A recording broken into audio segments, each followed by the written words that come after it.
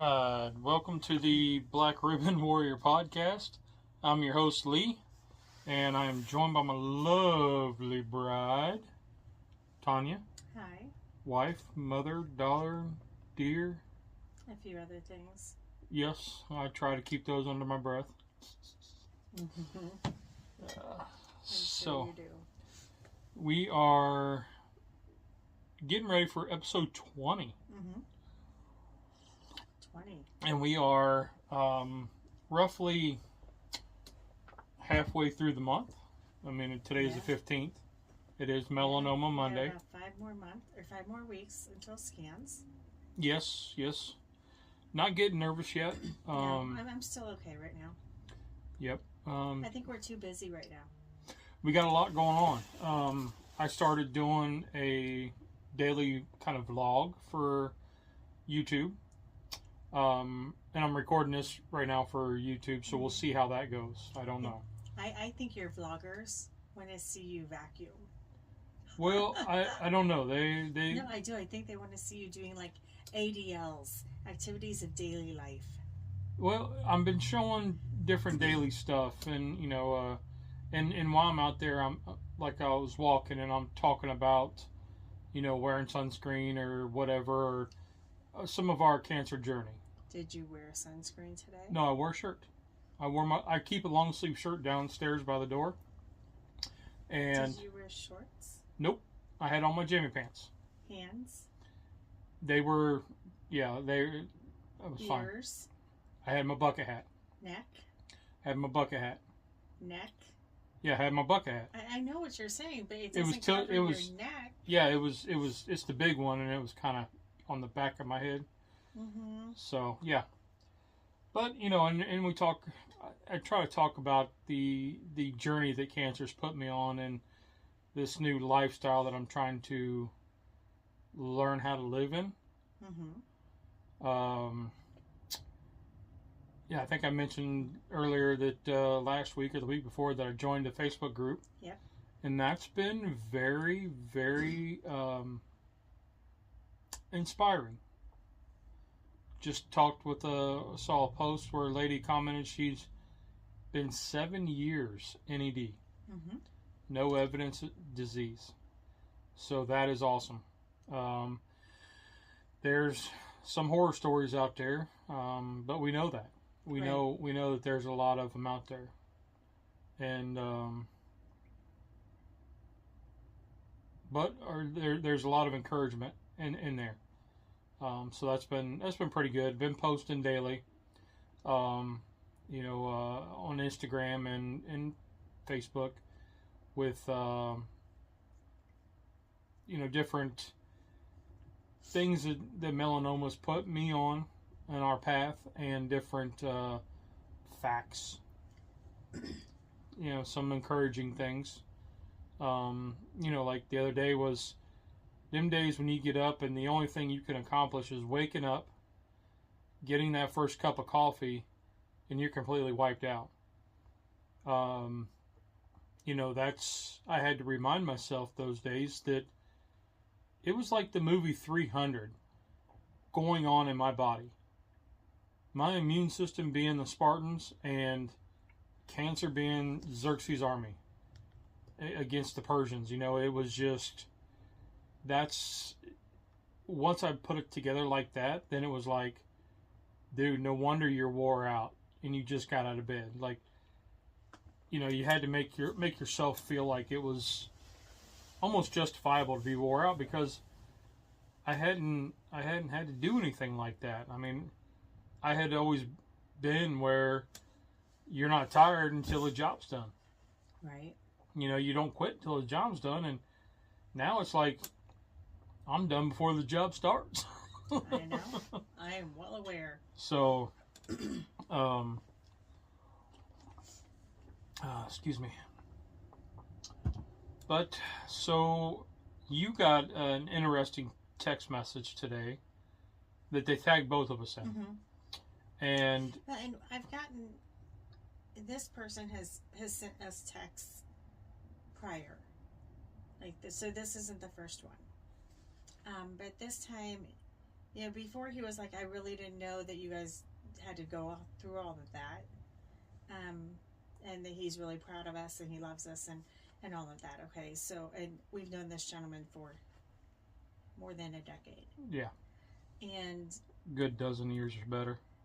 And today he commented that because of one of the posts that we have been promoting on Facebook, and they're posts that we find just on Pinterest or on the internet, or they have been sent to us or whatever, trying to help with melanoma awareness, given that it is Melanoma Awareness Month. He said that he found a couple spots he was concerned about. And so he went to the doctor, and the spots that he was concerned about were nothing. But they did remove spots that were precancerous. And he's like, thank you for talking about, how it spreads and what to look for, and the A, B, C, D, E, F, of cancer, and, things like that, we hear the words. Yep. But you hear melanoma and it's skin cancer. But I think often you think of skin cancer, oh, my grandma had a spot on her nose, she had it cut off. Yeah.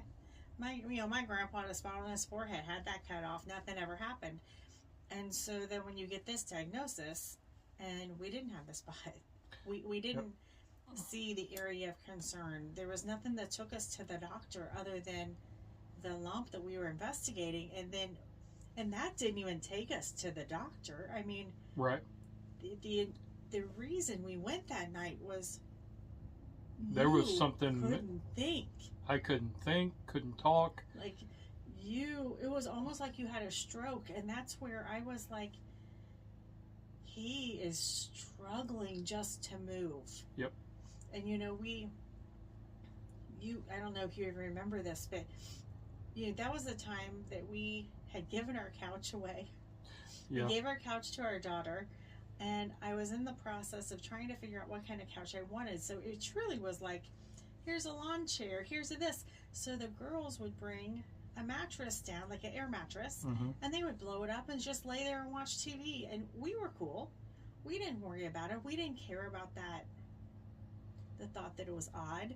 Nobody came to visit. Yeah, it's just us. It's just us. Who cares? It's just us living.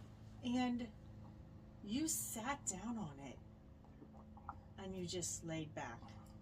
And I took a nap. And you said nothing. Normally when I'm like, that's it, I'm calling somebody, you would fuss me. I am fine. Stop overreacting. Then you just laid back and said, something's not right. Yep. And she called my cousin, who... She was the second call. I called your oncologist first. Yep. And my cousin works at the cancer center in Newton, Georgia.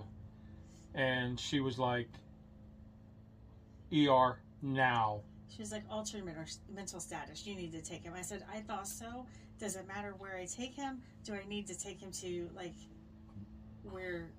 the cancer place, a big hospital? Can I take him to the local hospital? And she said, go local for now, and if they need to take him anywhere else, they will. Yeah. I said, okay.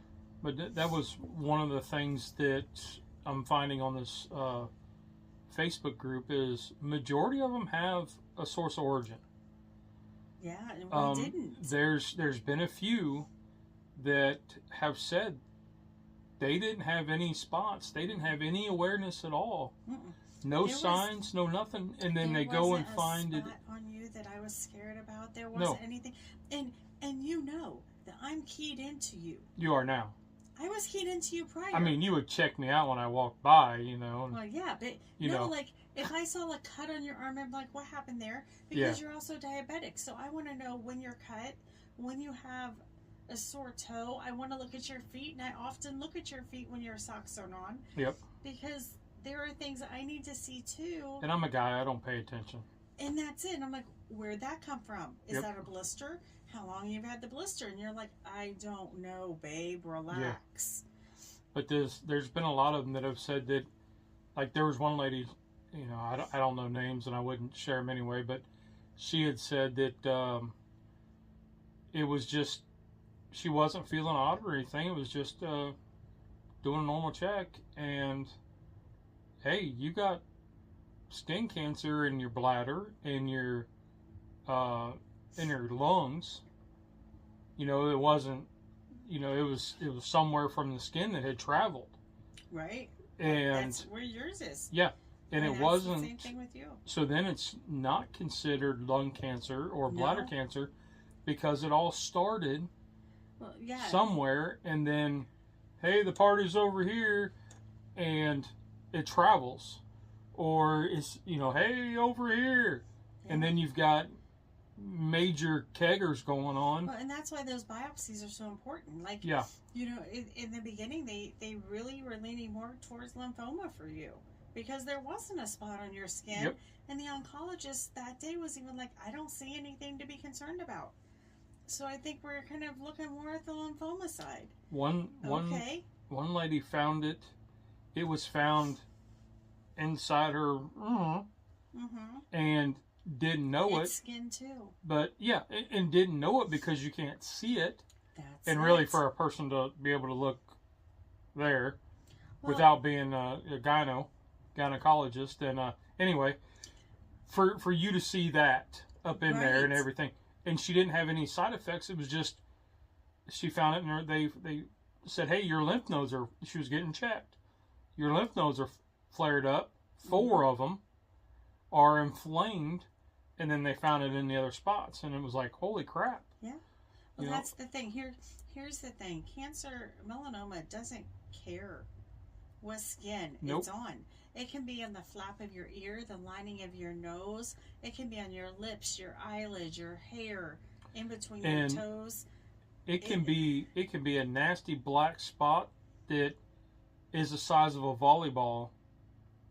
You know, on your side. There's a guy who was doing. I saw him on Instagram. Well, it's a foundation that he's been running, or was running, until it's still in honor of him now.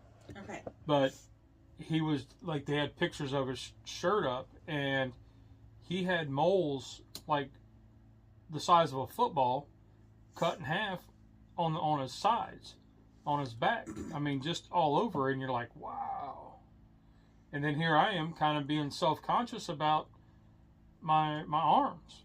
Right. And the thing with my arms, for people that don't know, is during the treatments, they said it's normal, but it was toward, I'd say we were about 2/3 way through, halfway. Maybe halfway. It started earlier, and it wasn't as bad. It basically kills the melanin in your system. Yeah, so it's almost like bleaching. It's bleaching, so your skin's bleaching. Yeah, and it's not... But it's a good thing. Yeah, it's a good thing, but it's splotchy. And so then it makes it look like your skin's kind of that orangish red, kind of. I don't think it makes your skin it's look not tan colored. It does when you're out in the daylight. And I think more anything it's paler than the rest of your skin. So now I'm like, okay, what skin is what? Yeah, where the bleaching, bleached part, like your real skin, and the darker parts, you just got like a big old age spot. Like, that's what it looks like. Yeah, so that's what it looks like. It's kind of, I do get a little self-conscious because it's on my hands and my fingers, and not as bad as what's on my forearm and my neckline and my shoulders, which is all where I would normally get sunburnt. The normal spots that I would get sunburnt is where this is occurring, and I say it's kind of orangish, like skin tone, but orangish. And then the bleaching is white, like Crayola white. And you're not paler than our youngest daughter, so don't even. But it's pretty Crayola. close. And I don't know. I was self-conscious with it, and that's something that you wear your scars as badges because something tried to you survived something trying to kill you. And I don't know. I just for me it was more of you can see it. Now I can see this invisible disease. Yeah, because the whole way through, I mean, you would look tired, and the people closest to us, like my sister, for example, would see you and be like, is he feeling good? Because he looks wore out. Yeah. Like, she could tell it in your eyes, in your face, in the way you held your head. Because they spend a lot of time with us. So they know you well from before cancer. Yep. And the big thing people always said was, you look great. You don't look sick at all. Yep. And then you had this, and this was very much outward. Yep. And that's where it was kind of, now that it's, you don't look sick, and now it look like there's something wrong. Something's jacked up. See, which it was, because, hello, it's cancer. And here I am going, all right, well, it's just the way you are. Yeah, Mama didn't care. She still thinks I'm sexy. Oh, dear Lord, you're on it tonight. Not really. Well, not really. But, that was never the thing that bothered me. What bothered me was the rapid weight loss. What bothered me was, when you lost your hair. Not that I cared, because you never had hair to begin with when we were dating. So for everybody, I've been losing my hair, but the oddity is, through immunotherapy, the radiation and the surgery, I only lost the hair around where the radiation was. Well, and it was odd. It was like you had all your hair. So I've got brown hair. Yeah. And, I've got a receding hairline that's, about a half hawk. So if you, right at the top of my head is hair, but the whole forehead's not. And then the spot in the very back of my head to the left is where they did the radiation and the incision to pull out the tumor. And we were sitting there one day, and I was kind of like out of it on the couch or the chair as I normally was. And she starts laughing, and I said, "What?" She goes, "You're losing your hair around where the radiation was." Well, and it was one of those that it started small, because I was like, "What is that?" And I'm like, "Oh gosh, you don't have any hair there." And then like the next day it had doubled in size, and then the next day it had doubled in size, and then there was nothing. It wasn't even like kind of thin, and then it doubled, but the hair wasn't anywhere. It wasn't on your pillow. It wasn't on your clothing. I washed your head from the incision and everything, and it wasn't coming off on the wash rag. It was like it freaking disintegrated. Yeah, it was pretty weird. It just went invisible, and then as it started to grow back, it was like a little fuzzy, and then your scar, you really don't have any gray hair in your head except where your scar is. And that is a straight line from where your incision was. And that is all silver. Yeah. And you didn't know that because you couldn't see that part of you. And I still didn't know that until just now. Thank you. You're welcome. Something else to be self-conscious about. And you always wear a hat. Nobody ever sees it. I do. I always wear a hat. But I'm kind of like, one, that's kind of cool.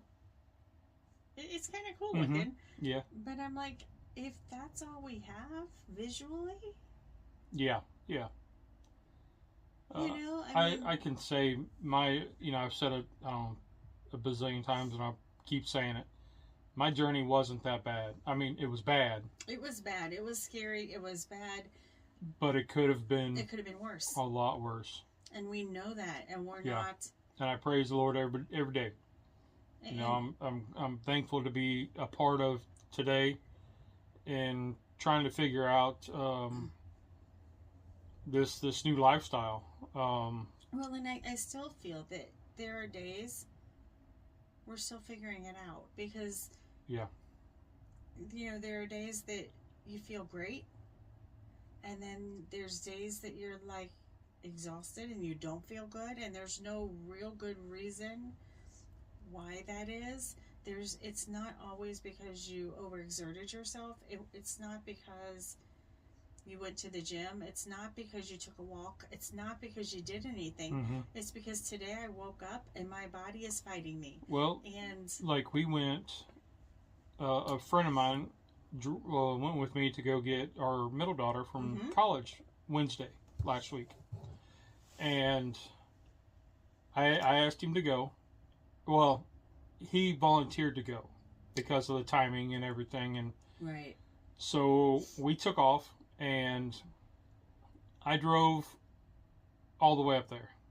Yeah, that was the furthest you've driven 3.5 hours. in 2.5 years. Yes. And about that 3 hour and 10 mark, I looked at the GPS and said, "You've got 21 more minutes." And I was like, "Dude, I am done. I'm going to finish it because it's my new personal best. But I'm done." We got there, we went in, got paid, and had to bring some stuff down. Well, now, mind you, her dorm is third not floor. air conditioned. It's second floor. She's on the second floor now. And no elevators. yeah. So you're doing stairs and carrying, and then carrying from So the door out to the parking lot. And so then we get to the parking lot, and we're loading the truck.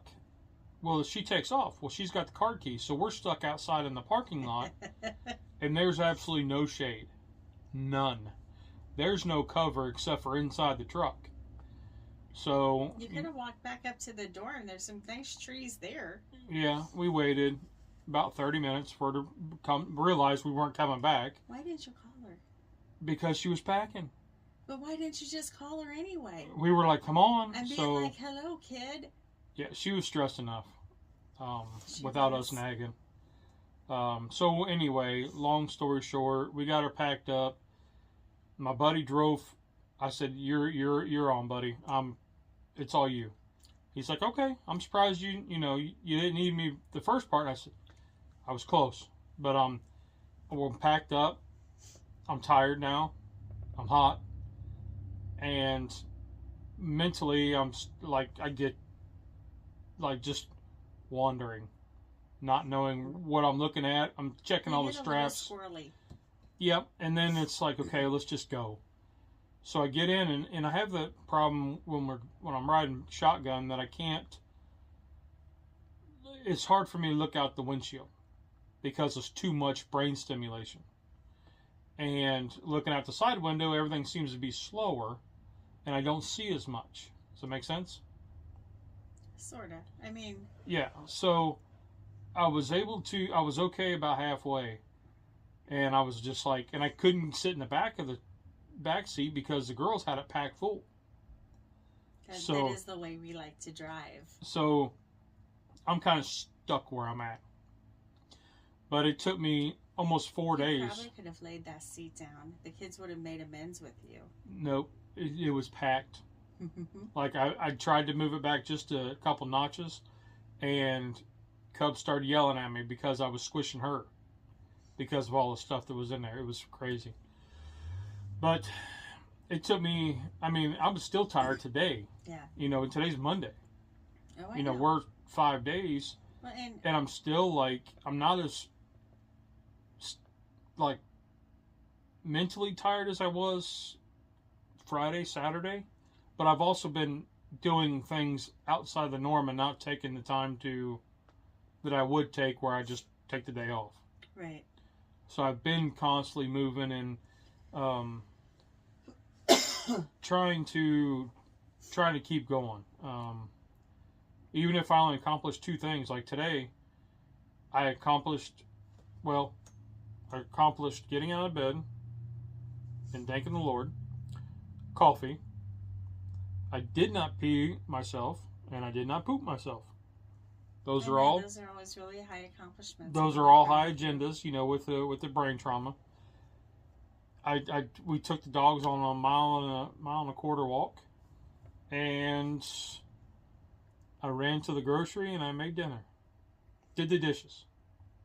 That means tomorrow you're not gonna do crap. So yeah, it's little things, but I'm trying to do something, a little something. And we've been working in the house trying to get things cleaned up because we have a graduation ceremony coming up. We do. And we do. Yep. And our last one. For high school. Last week, Tuesday, so it would have been after our broadcast. Tuesday, Mama would have walked the ceremony stage and got her diploma, but she didn't want to because she had to work. Yeah. But she is now completely finished, and it would be official that she has her diploma. I know, I'm waiting for it. It's going to come in like 4 weeks. So that was good news. I would have worn my honor cords. I do like a good honor cord. I am that nerd who thrives. Yes. On that. And by saying that she's a nerd, I mean, that was her way of dealing with the stress of cancer, was going back to school. But it's worked out, because where we've talked about the role reversals, you know, our house is completely different than what it was before cancer. One of the things we keep saying is, man, they told us it would touch every aspect of your life, and I didn't realize it was going to hula hoop through everything. Everything. I mean, it was like they were chewing Bubblicious gum, had the headset on, rolling around with hula hoops and roller skates. I mean, they hit everything. It's not even my disease, and it's affected my body. Yes. You know, it's affected my stress and my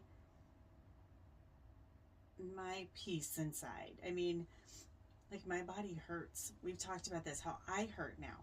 I think I've aged with you. Yep. And I have more gray hair. I have more wrinkles than I had one of the things that they through this. Yep, one of the things that they mentioned was, for the patient going through treatments, they age 10 to 15 years. So, yeah, I'm almost ready for my golden Buckeye card. You're getting there. Yeah. No midlife crisis, though. You've put me through one, so thank you. Well, if I hit midlife now, hell yeah. No midlife crisis. No. Nope, I think I burnt that bridge a long time ago. Correct. Yeah. The river was running a little high, if y'all know what I'm saying. Flooded that bridge out. So, yeah, you know, it's just, it is miraculous in the sense of, it feels like we have done this for a really long time, and it feels like everything's still kind of new. What gets frustrating is, now whenever we get anything that is negative, we're like, oh, shit. Here we go again. What's this going to be? And we have to do that, and we have to cuss, and we have to get it out of our system before we can address it. Yeah. Or else, I feel sorry for that. I feel bad for that person that answers the phone. Because it's not their fault. It isn't, and we know that. But you know, it's like, daggone, how many more, you know, times can you knock me out here? Yeah. Why are you pushing me so freaking hard? Yep. It is. You know, as we talked the other day, it feels like with every win, there's something coming behind saying, you might want to check that praise before you do it. Yeah, it's almost because like here you go. Here's your notch. I'm going to bring you back down. It's almost like your treadmill's got a stutter in it. You know, it's just the way it was. I mean, like, through your treatment. Okay, hey, treatments are good, but we've blown out this system, and we might have blown out this system, and we might have blown out this system, but the cancer, we think is gone. Yeah, here's another ologist to go see. But here you go. Go to this. And I mean, granted, I will take you to all of them. And we will see every single one of them. Yep. To keep you here, and that's fine. But it was just like, oh my gosh, how much more? You know, hey, this is good, but now you're on this medicine and that medicine and this one and that one, and you need to check this and that and then. Okay. Hey, this is good. We got this approved, but this got denied, and this got denied, and this got denied, and this is cancer. And it just wears you out. Yeah, and I mean, we got a car insurance problem because, and it has nothing to do with cancer, but it was just that situation. We got a letter saying that we were denied. They were not going to renew. They were not going to renew our policy at in next month. And they blamed it on our middle daughter because she had 2 accidents. One was her fault. One really was not. Yeah. And I don't. Some of you may know, most of you don't. But the car that she was driving first, we had trouble with, and it took me a long time to get up enough. Like during this is after brain surgery, to get feeling, somewhat decent enough to teach myself how to change an alternator. It took me a couple days, but I got it. And then she drives it. 2 days later, it dies. So I throw a new battery in it. We drove it for a day, and the engine blew. So she was out of luck. So I was just kind of like, what, She gets into an accident and didn't know it at the time, but blew the radiator. Yeah, she had a crack in the radiator. Crack in the radiator. So I had to order a radiator. The lady and cracked it. So I had to learn how to fix a radiator. I'd never done this, but I had the time to research it, feel comfortable, and I mean, I'm trying to be like I would normally be, because that's stuff that I would do when I had time between my job. I would, I'd take on a project like that and figure it out and let's go. Well, now this project it took me three days, I think, to pull the bumper off, and get everything. Gosh bless our neighbor. He was like, have you done this? Yeah. He just came over. He was like, I haven't seen you for a while. And, he's like, what's up? And you're like, well. Yep. So then we get the radiator fixed, get it running, everything's great, go in for an oil change, need tires. Tires are bad. Okay. We'll do tires. So I put tires on this thing. Yeah. Not even 24 hours later, it's totaled. A lady sideswipe, or like cuts her. Yeah, she was turning. She was turning left. The lady went around her on the left and smashed into the driver's side. Crossed double yellow lines. Yep.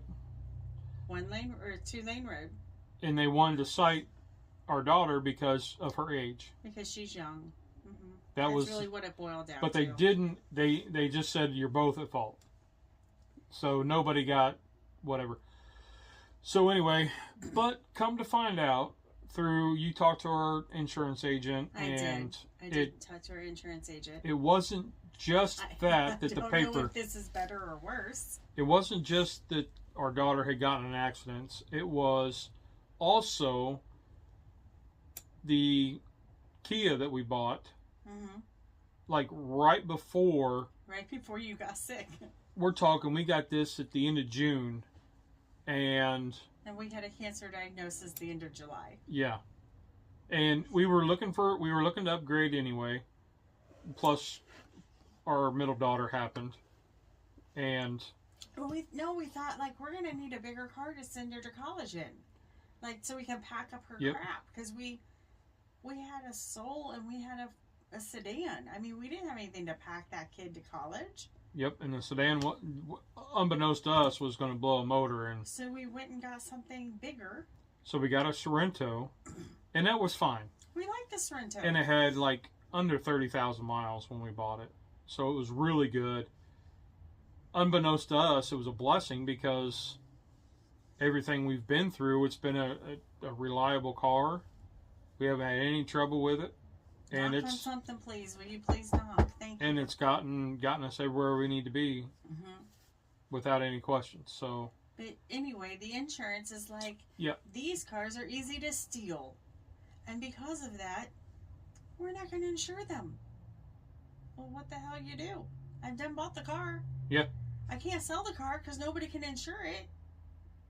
Yep. What do I do? So it ended up being that our insurance agency that we have used for over 10 years is the one who said, yep, nope, we're not going to insure that car anymore. And it's not just ours.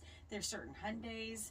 Yeah. It's certain Kias. There's a list of them that they won't insure anymore. So we had to switch insurance companies. And I mean, I'm glad it is going to save us money. It's the same coverage. but a little bit cheaper. So I'm not sure how it works, but I'm just going to let it go. It's one of those small blessings in disguise. Yep. And, you know, it was frustrating for about 2 weeks. Because we got about a week. By the time I got the notice. So we got the paperwork in the mail Friday night. And, you know, we were getting ready to go to dinner. Yeah, and I was like, and she gets the mail and she's like, oh shit. So that's how we started our weekend. And we were like, we can't let this ruin our weekend. Yeah. You know, let's just cuss about it now. That was last weekend. Yep. And then we got it figured out, Tuesday or Wednesday last week. So it was just a lot of messaging back and forth getting handled. You know, and then our health insurance, they kind of tried to screw us over a little bit. If you all deal with insurance, that is the absolute worst part of any of this treatment that we've been through. Yeah. Yeah, and we had to say again, I'm not going to let this ruin it, but I'm not going to say I was as successful. Yep. Because my brain started going crazy with what happens if this insurance doesn't straighten out. I can't get insurance yet. And you need insurance. Yeah, because I have scans coming up and treatment, or I have scans and then an appointments, not treatment. And both of the girls had doctor's appointments too. Yeah. And those ones I can reschedule easily. Yours are a little different. Oh my God, could you imagine how crazy I would be if we had to wait for your scans until August? I would be a hot mess. Oh yeah. Never mind how you would feel. It would drive me nuts because scan anxiety is one thing, but then if you're waiting on insurance, I'm waiting on somebody else to do their job so that we can do what we need to do, and I'm not okay with that. So then your scan anxiety is already cranked up, and then you throw some BS like that in there, and you're not sleeping. I mean, you're just wired. You're nonstop. And I know that affected my mood all weekend. Yeah. And I know this because I couldn't get a hold of them on Friday. And all I could think is... She was on hold for 45 minutes. And I was on hold an hour and 50 minutes today. Before she got to talk to somebody who said, we don't really know anything, but you can call back whenever you'd like. Like, we had to certified letter this paperwork in. We didn't certify it. We UPS'd it. UPS'd it. So it was there. I had tracking. So it's at the building. But they don't know where it's at. I told her, I said, well, you know, we send it on this day. It normally takes about 2 days, so I'm pretty sure that you have it. And you've had it for almost 2 weeks. Well, it hasn't been 2 weeks yet. I said, no, I said almost. And mind you, they do close at 6 p.m. Mm-hmm. And that was at 5:55. Yeah. It was just like you kept going, you're not going to get through. Yeah, I'm going to wait on this line till 6 o'clock. I'm going to wait on this line. And I'm so glad I did. And I think it probably will work out. And I will be that crazy person who calls every so many days. Yep. But I just need an answer. Yep. Dealing with the insurance has been absolutely insane. And, you know, I think... And I approach my job this way now. And I approached this when I treated kids this way. And I'm like, they're waiting on a service. Yeah. You know, like when I worked only with children and I worked with special needs children, I was serious about their notes. I was serious about their letters of recommendation and letters of need, and making sure I got as much in. And I was pissed off when the insurance, and I remember this little itty-bitty little girl. She was like 4. She should be able to sit up, and she couldn't. But because she didn't show enough progress to insurance, they said, no, she can't have any more sessions. And I'm like, no, but you don't understand. She learned how to roll over, and she learned how to do this, and she's talking and making eye contact, and she's trying to engage with a toy, which she hasn't done for 4 years ever. Like, there's so much progress. We just can't We can't show it on the one scale you want to show it on. Irritated me.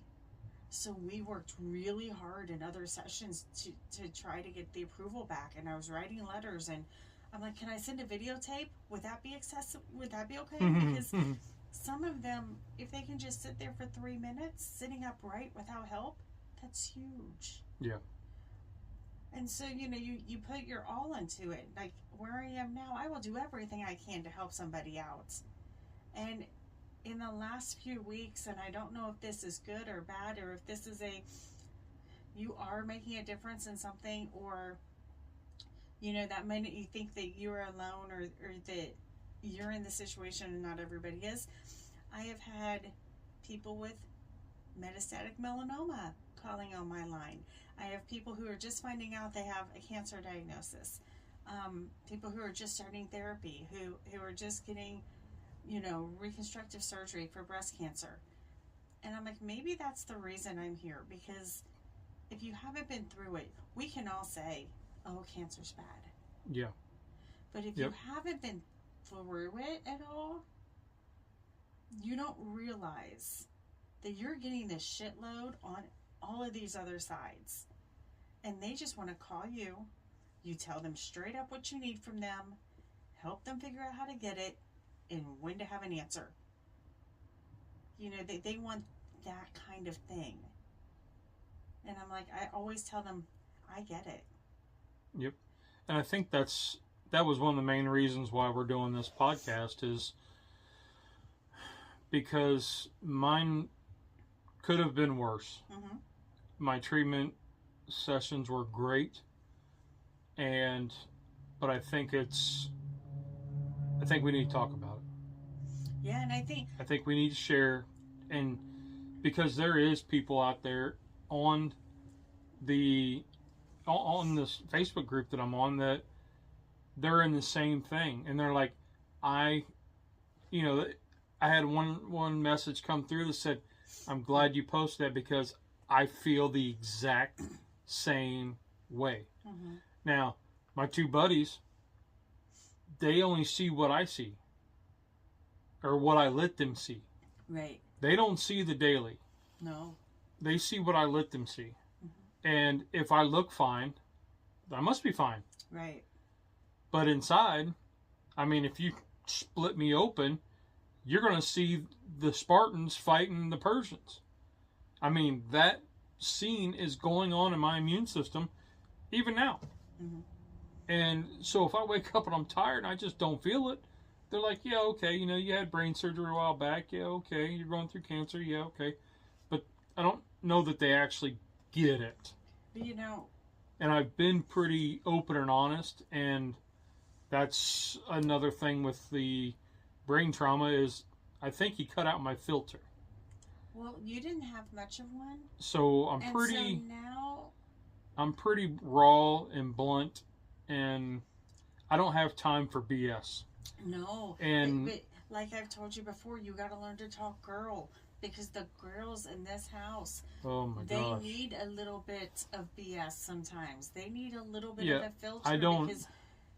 I don't like the drama. You started to get louder since you've had brain surgery. And I don't notice it.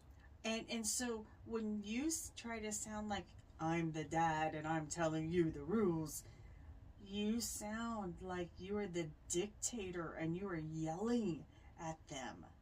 And they're like, and then they end up crying and you're like, I didn't mean to make them cry. I'm like, well, you were yelling at them. That happened. I wasn't. I was just talking firmly. That happened the other day. I didn't realize. Yelling at them. So now they're almost afraid to tell you fears because they're afraid that you're going to yell at them. And that was one thing that we've talked about too with the girls is, Cub mentioned it. She's been here through the whole thing. Mm-hmm. She has been my right hand the whole time. Pei got a reprieve because she as soon school. As yep. Like once she graduated, she worked as much as she could that summer to get out of the house, and then she was gone. She's also a worker. She is. I'm not trying to be negative about it, but she didn't try to do it to get away from you. It was both. It was both. It was both to get out of the house. To work. And she went to work as much as she could, and then she went to college. Mm-hmm.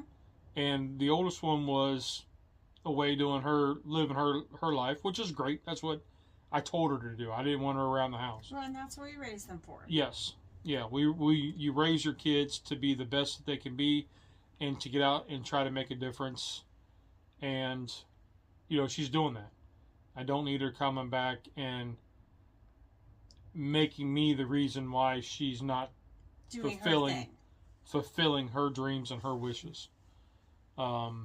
That's not in any way beneficial to either one of us. So anyway, Pay's kind of back in this now, and it's hard. It's hard for her because she's like, okay, what is it you do all day? And I'm like, this is kind of it. I'm like, well, I'm fighting, Pay, and you don't see that. Some days mentally, now I have a history of depression, so mentally, plus the trauma to the brain, it's a hot mess up there. It's a hot mess. Right. But I think that is just something you do have to start being aware of. Because you don't want to, this might come out wrong. You don't want that to be the crutch that, well, I had brain trauma, I can't control my mouth. And make the kids feel in one way resentful, right, and not want to engage with you. Yep. And I try not to. They always get yelled at if their opinion or their actions are not what you want them to be. Yeah. And I try not to let that be the excuse. I'll just look at them and say, I don't understand it. I don't understand why this is such a big deal now.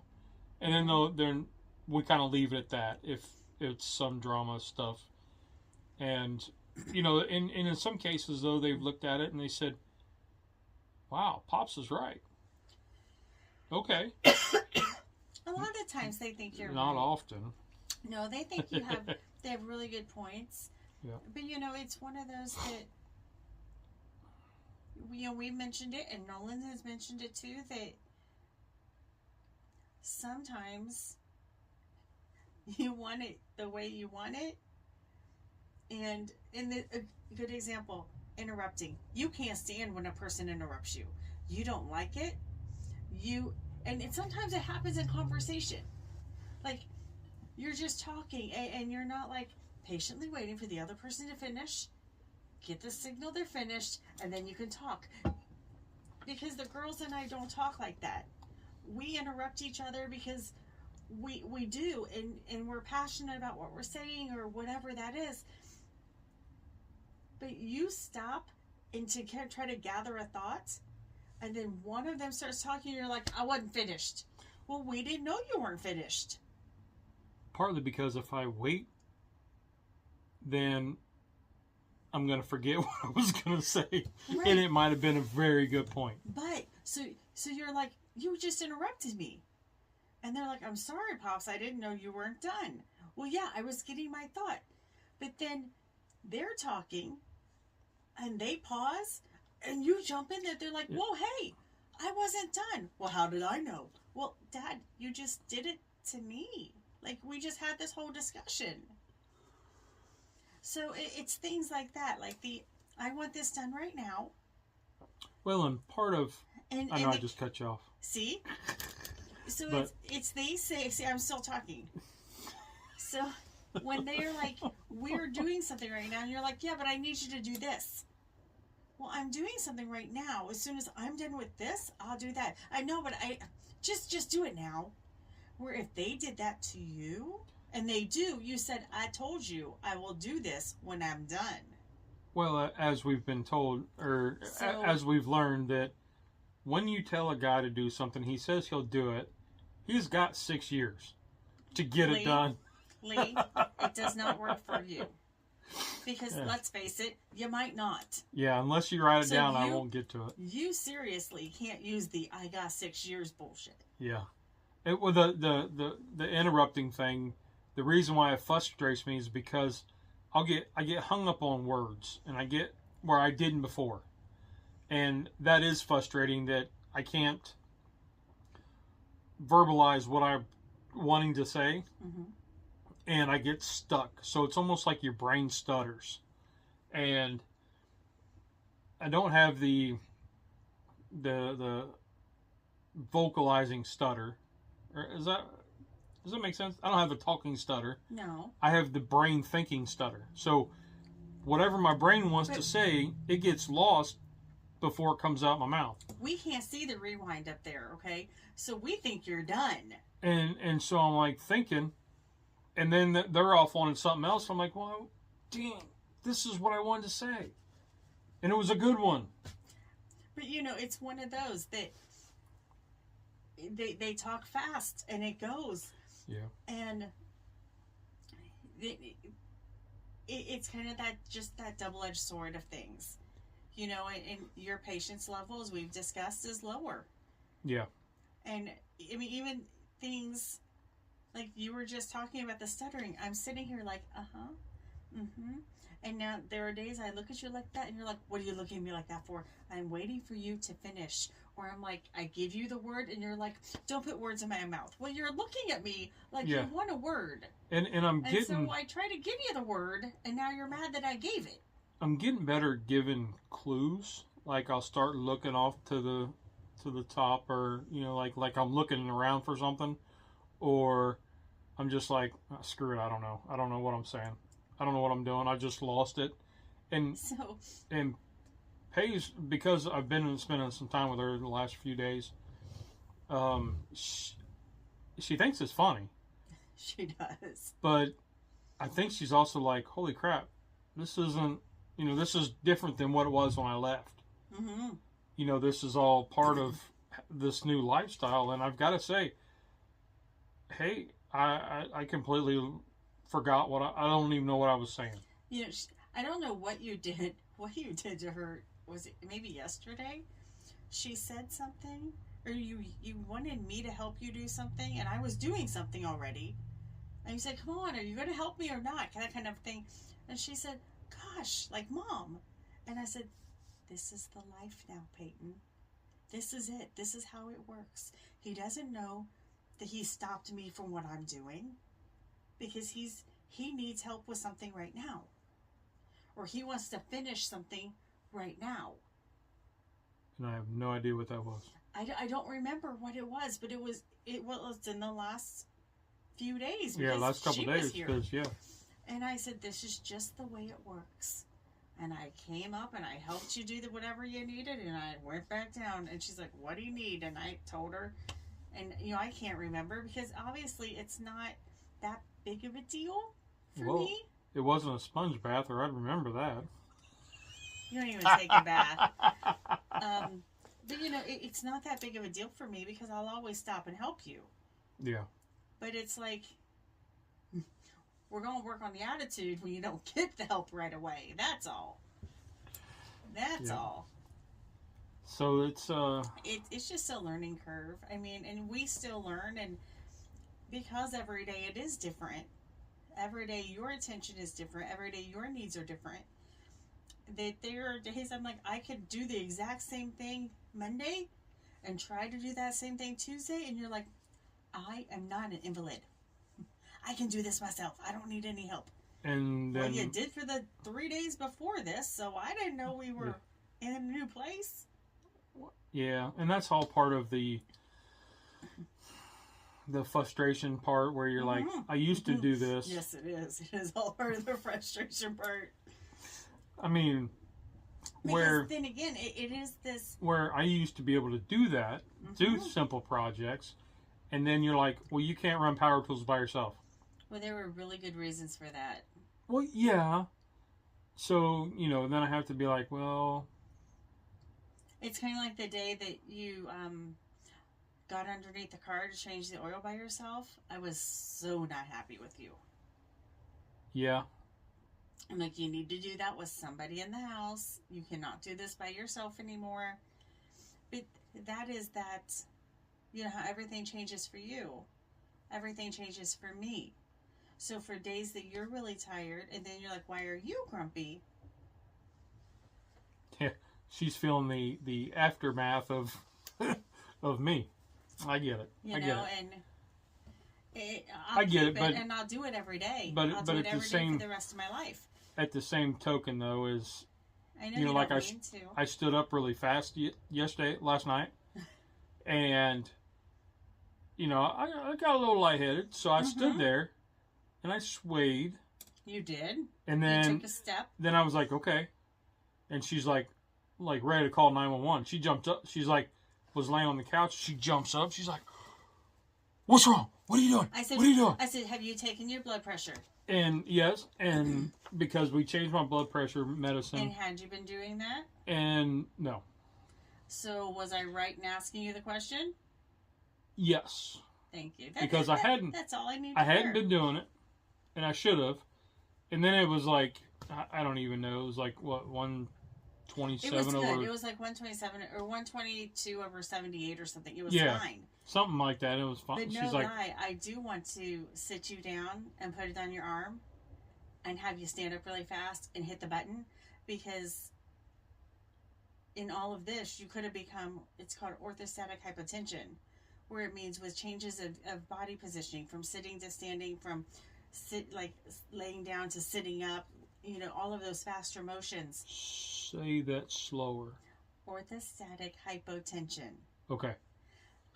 Orthostatic hypotension.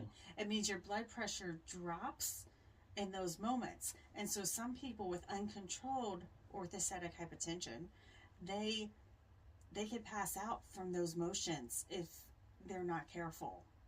And it can only be diagnosed. I used to do it in therapy. We put a blood pressure cuff on the person, have it all ready, and you have somebody else there with you. You stand them up, you take that blood pressure immediately. Because if you give them 30 seconds or 60 seconds, it could have stabilized. Makes sense. But it is just that fast. And Makes it's one sense. of those things to just know.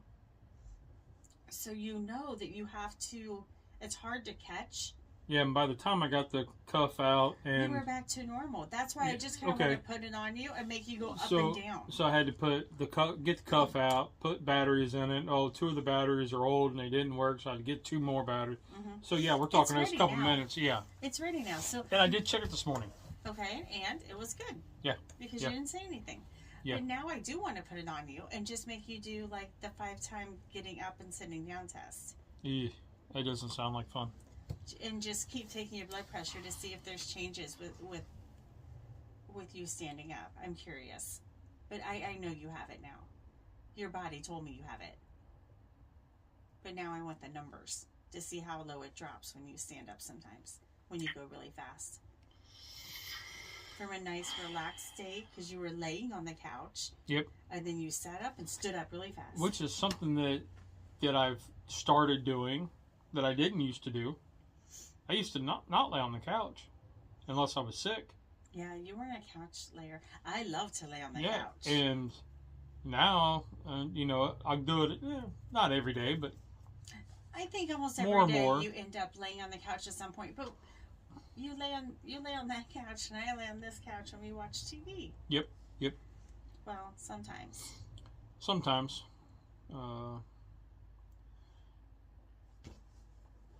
What are you thinking? You just had a minute. I'm like, do I interrupt you, or are you in a thought? I don't know. I took a breath and completely lost what I was thinking.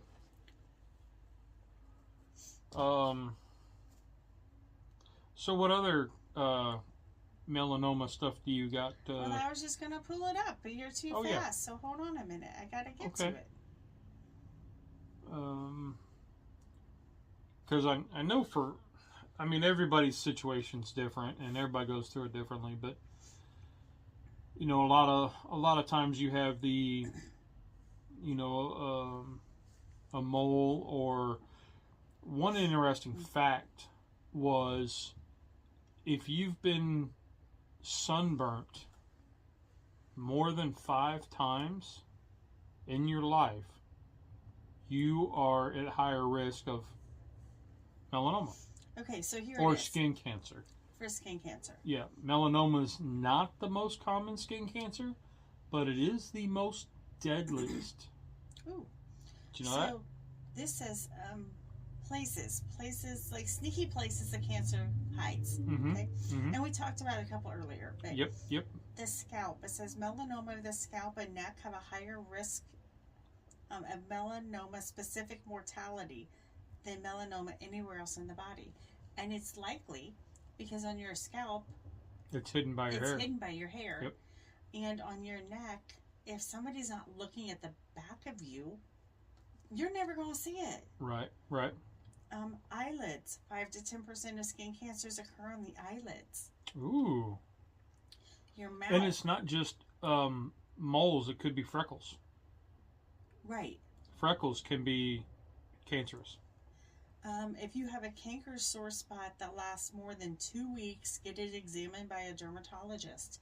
So canker sores inside your mouth. Oh, that's a new one. I hadn't heard that one. Under your nails. Yep, I heard there was somebody that had posted. I think they get like a black line, don't you? Yeah. If you get a black line in your fingernail that goes up and down. It looks like a stripe. Yes, like a stripe, like almost like when you smash your finger and you get a bruise, and it's like a blood blister underneath it. How it's kind of black and purple. Well, this is all black, or it's a dark brown. But it's normally a line. It's not normally like a circle. It's a line that runs from fingertip down. Mm-hmm. I did see that today. I think it was on Instagram. Somebody was posting that.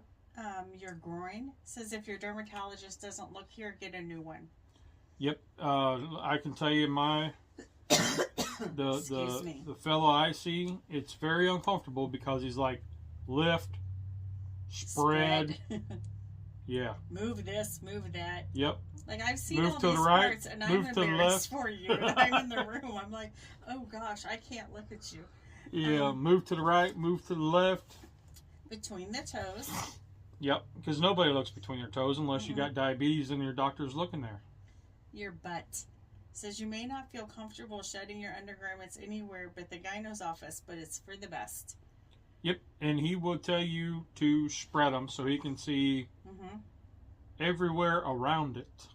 Yep. That was another spot where it was an oddity that I, reading all the stuff that I've been reading, somebody had in that area, and because I'd posted that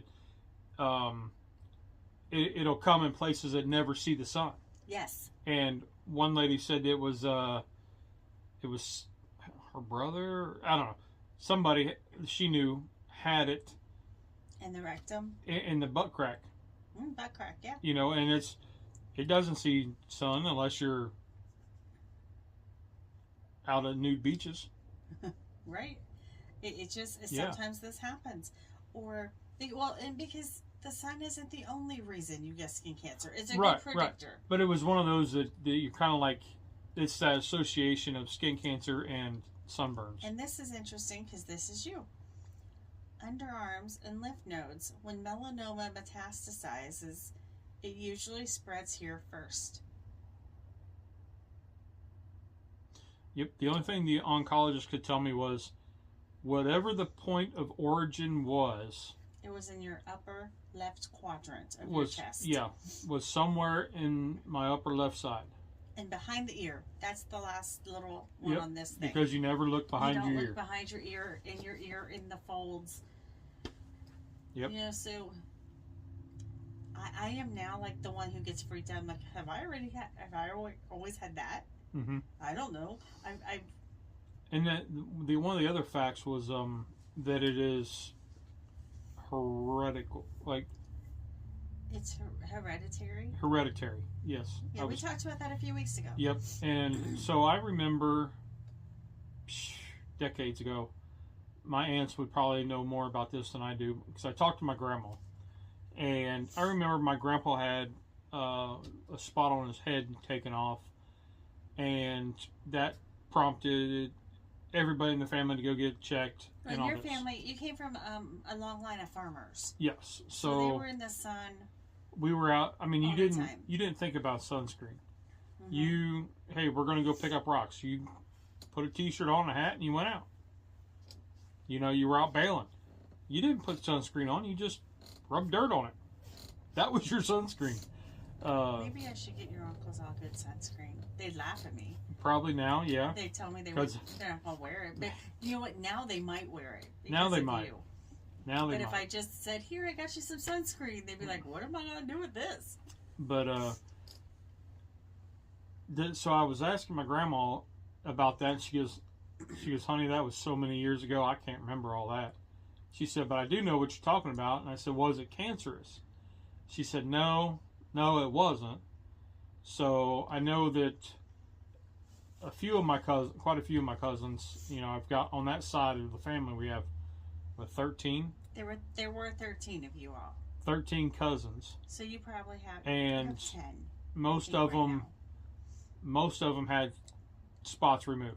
Mm-hmm. And we were probably 12 or 13, 14 back then. So yeah. But we haven't had any incidences since then. No, and nobody's gotten checked, and then all of a sudden, winner, chicken dinner, hey. Right. Bingo. So in this, we started learning all the other kind of side effects that could become normal. And, I had to call my aunts and be like, hey, I seem to be collecting all these health issues, like they're baseball cards. Yeah. Can you give me a heads up? I reached out to the other side of your family. I'm like, listen, y'all don't have to tell me who it is. I just need to know if anybody has this. I'm sorry to ask, but we're going through something, and I need to know all this stuff. Yep. And they were like, no one has any of that. I'm like, okay, cool, thanks. Yep. And ironically, on my dad's side of the family, there's been 3 now with cancer diagnoses. I want to say moderate, because they were able to get it removed and doing like light treatments. Yeah. But it seems to be more on your dad's side than your mom's side. Yes. So I don't know. So I don't know if there is, and maybe there's no research to know, is this a son passes to a father more so than a mother passes to a son, or a son passes to a daughter more so? Or does it skip? I mean, it could skip generations. It could, but there are some diseases that the prevalence is that the female member will pass to her male children, or will pass, the female member is the carrier, and she passes to all of the kids, but the male member doesn't have it at all. So, right. I mean, I don't know if there's anything like that, and honestly, I've been way too busy to even look to see anything like that. To see if there's, if our daughters, because we have all girls, if they're more at risk because their father had this rather than their mother. Mm-hmm. I don't know. And you know what? I also know that they're learning things every day. Yes. So why have you been so successful? Because you were born in a time where they had the treatment for it. And, there's so much new information. Do I think for a minute we would have had this same care even 10 years ago? Probably not. Yep. We might have had to jump through a whole lot more hoops, and therapy is relatively new. Yep. They were still, your drugs are new. Yeah. So it's like, and I've talked with people who have had to do the immunotherapy and it didn't work. Right. So, well, and that was the thing, like when all this other stuff happened, that's where I went. Yeah. I went to my boards, and I was like, okay, hey, so I know that nobody's story is the be all end all, but, you know, my husband just started this, and this is what's going on, and this is what's going on, and this is what's going on. Has anybody had all of these things happen and it didn't work? Or have you had all of these things? Or what's the number one side effect to watch for? Because I feel like I'm lost out here all by myself. Yep. And they were like, you know, none of it's the same. I'm like, I know that. I just want to know what's the most common thing. Yep. I want to hear from a bunch of people to tell me things to look for, so I'm not blindsided. I don't like to be blindsided ever. I think that's why I don't like surprises. I don't like to be blindsided. And let me tell you, with this diagnosis, each visit was, hey, this is good, but we're going to watch this. Yeah. Like, what are you talking about, man? And I just became used to it in a sense of, well, let me look at everything. Let me see what he's going to talk about. It was kind of like These are the numbers in red. It was like my supervisor. He would say, "Oh, you want this weekend off? Well, you're working 12s all next week. Right. You got to work a whole bunch of overtime." You know, so it is kind of that way. Yeah. I don't feel good yet about it. I feel good about where you are right now. Yeah. And I gotta, you know, I remind myself probably way too much when I'm getting something to eat, or I'm going through the grocery, or, you know, cancer loves sugar. Mm-hmm. And that is, I'm a type 2 diabetic with a sweet tooth. And, you know, I remind myself. And unfortunately, you're married to the person who never craves a carrot. That's true. I wish I did, but I don't. Yep. So, you know, and I told you last week, I think, or 2 weeks ago, we were walking through Sam's, just walking through. Actually, we're looking for dino chicken nuggets, probably, for our youngest one. So the youngest one, she's getting ready to graduate high school. And we let them always pick out their food. She's decided she wants, for the table spread for the party, is going to be dino nuggets and French fries. Yeah, that's pretty much what she wants. So I'm going to put up a veggie tray or some sort of... Yeah, I'm sure we're going to have something else, but... charcuterie board or something. As we were looking, I remember saying, I'm glad you can do this with me. Yeah. Because I didn't know. I didn't know if I would be the sole person sitting for the girls' graduation and how I was going to do it. And so now I'm like, okay, well, we got that one through. We got this one through. Yep. Okay, like... I may not remember it, but I was there. You know, and I was posting... I'm glad about that kind of stuff. Like, I'm super happy. I was posting about the... so we used to do selfies. You would always... Whenever we would go to an event or something, you're like, always so annoyed with me. Let's get a selfie.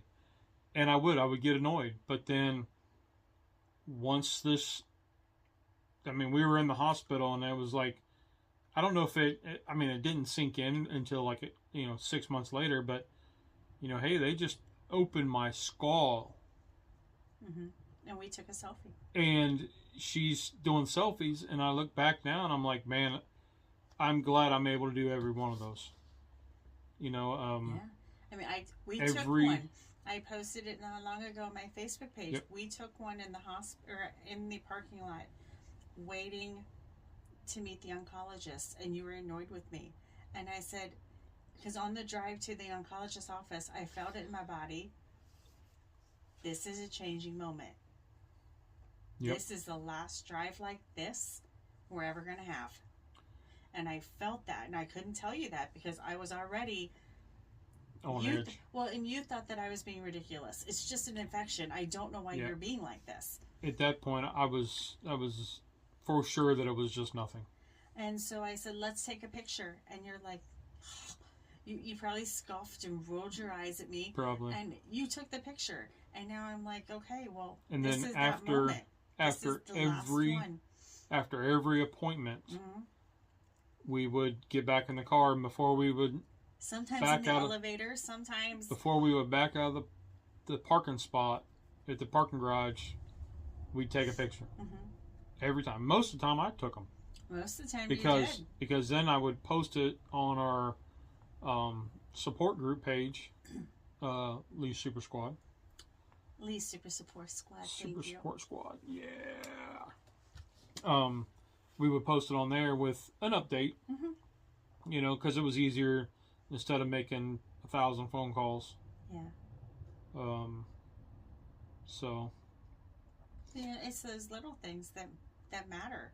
Yep, and that's one thing that I've really, really, really has hit home, that it's the micro things that will make 1,000.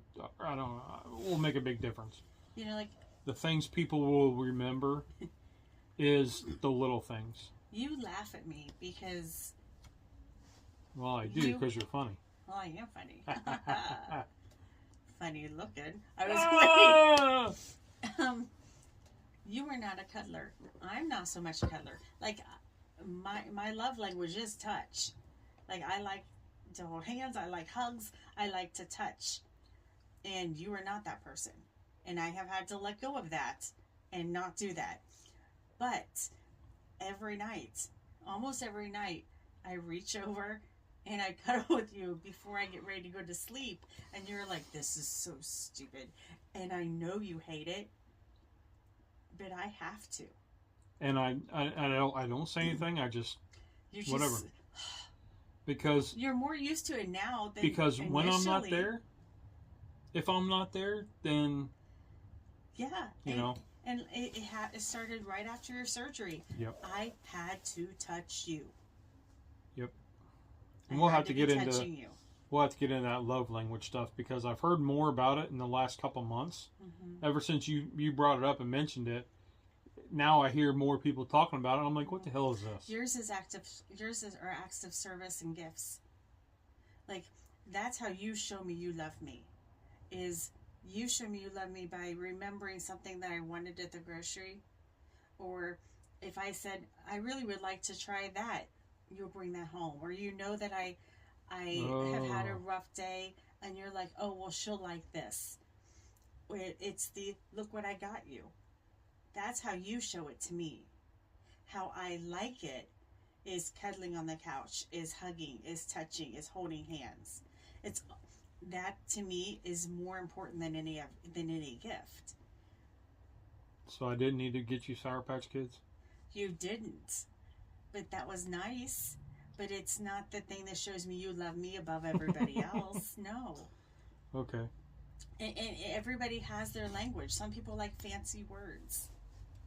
I'm so glad I didn't get that. I'm glad that's not my love language. How can you dress up the F word? Right? Maybe with an accent? Put a tie around it? Maybe. Oh, so just random thought here. We should actually read that book together. We should get 2 copies and we should read that book. It takes me so long to read. Okay, so I'll read it first and then I'll give it to you. Yeah. So my buddy, he sent me a picture. He was up in Charlotte and he saw a bumper sticker that had the F ribbon and then like the ribbon sideways. CK. Yeah. And so the ribbon made the CK and said cancer. So he was taking a picture of that to send me. Well, the owner of the car kind of stopped and was like, hey, what's up? And he goes, oh, well, I was sending it to my buddy because this. And so they got to talking and whatever. And he told him about my shirt that I have. And that her nephew and my brother-in-law bought you. Yep. Which is very funny. And this person said, I wish I had one that was like that because this makes too much of a C and a K. That she's been pulled over 4 times, gotten 3 tickets because she has that on her car. Which I think is crazy. I think that's just stupid. If you look at it, if you've been through it, that's how you feel. Yes. Even the most religious people who don't say a bad word, I'm sure they have a very special word for cancer. I can tell you that my grandma, I'm the only one that can drop that word around grandma. especially talking about cancer. Well, I'm like, excuse me, but God made them words too. So Yep. tell me why it's so. But bad. I thought it was just ironic that here he's telling me about this. They were sharing their story. He was telling this person about my journey, and they were telling him about their journey, and they've been stopped because they have F cancer on their back of their car. And then I'm like, well, I know on Instagram there is a F cancer page, and you can go to their links to get to their store and buy stickers. Now, I almost did. Just to be like, I wonder if I can get pulled over for that. And I can tell the guy, you know what? Here's the deal. And then I'd be paying for a ticket, I'm sure, because your mouth would run. Yep. And, I would probably know more of the officers than what I do now. Probably. But anyway. So, we'll get out of here. We ran this a little long, but a lot of good information, I hope. So yeah, we have a busy week next week, so we'll still do it. Oh, I know that. I'm just saying we have a busy week next week. So everybody, for the next couple weeks, we have a busy week. So yep. So we have graduations and stuff, and people coming in. People are coming in. My house is going to be full. I got to move my office in here, and yep. And then so it'll be cluttered in here, but it'll be all right. But it'll be our nice little getaway while everybody's still here. To get up here and vent. Well, I think we're going to miss it. Everyone's going to miss us. Oh. Because, my family isn't coming in until Tuesday night. Okay. Well, anyway. So, let's get out of here, babe. Yeah. And, send us out with something, because I just completely lost it again. I don't know. I don't know how to send us out. I never do this. So, be nice to people. Yep. You never know what somebody else is going through. They may take a minute to listen and talk, and they may look fine on the outside, but on the inside it could be a raging battle. Do something I don't think any of us do enough of. We try. If we see somebody going in and out of a store, or we cross in the parking lot, hi, how are you? Yep. Hi, how are you? Because you could be the only hi, how are you all day. Ask them to take the shopping cart into the store for them. People think you're weird sometimes for that. I do it. I go to the grocery, and if I see somebody unloading their cart, he waits. He stops. And I'll stop, and I'll say, I will take that for you. Mm-hmm. You mind if I take that? I'm going in anyway. And they're usually... Oh, thank you so much. First they're like, oh. No, the guy that you were like, here, you want my cart? Yeah. He was a little more standoffish, ooh. Yeah, because I had just unloaded my cart, and he was just got out of his car, and I was like, "It's a pretty good one," and he was like, "Well, okay, yeah, I'm going to get one anyway." So, but just pop. Anyway. Be that person that makes somebody go, Well, just a hi, hello, good morning, beautiful day. COVID made us not want to talk to people. And now we're coming through this on this side of COVID. And it is really noticeable how often people don't talk. Yes. To people. So just even a hi, how are you? Good morning. Love your shoes. Great hat. Anything. Help somebody feel good about themselves, because everything changes in the blink of a freaking eye. Yep, that is true. So, alrighty. All right. Well, everybody have a great week, and we will see you on the next one.